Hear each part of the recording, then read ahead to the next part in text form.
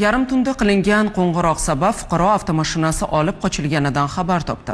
O'g'rilar shahar ko'chalarida o'ta yuqori tezlikda harakatlanishgan va avariya sodir etishgan. Avtomobil o'g'rilari mo'ykachilar ekani ma'lum bo'ldi. Hozir shu haqda.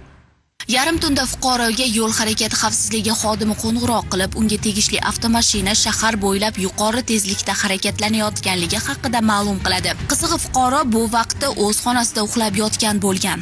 O'zimga tegishli bo'lgan Tracker rusumli avtomobilimni yuvishga tashlab ketdim, ogohlantirdim. Mo'yka hududidan tashqariga chiqilmasin deb. Kechasi soat 2:59 da GAI xodimi telefon qilib, mashina menga tegishlimi yo'qmi so'radi. Katta tezlikda Chilonzor hududida yurganini xabar berdi. Shu zahoti men chiqib uydan mo'ykaga keldim.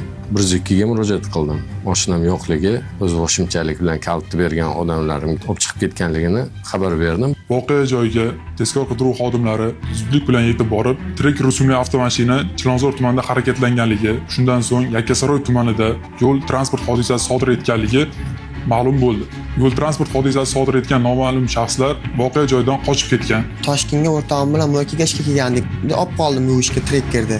O'rtog'im bilan qiziqib mashinani kechqurun minib chiqdik ko'chaga. O'rtog'imga rulni berdim. Keyin Chilonzor tarafga o'tib aylanib yurgan paytimiz GAIga to'xtatdi, biz to'xtamay bo'ysunmadikda GAIdan qochdik. Aeroport tarafga o'tdikda burilamiz deb salvaga soldi. O'rtog'im ikkalamiz mashinadan tushib qochdik. Keyin avariyadan keyin biz qo'rquv sarosimaga tushib qochib ketdik Samarqandga.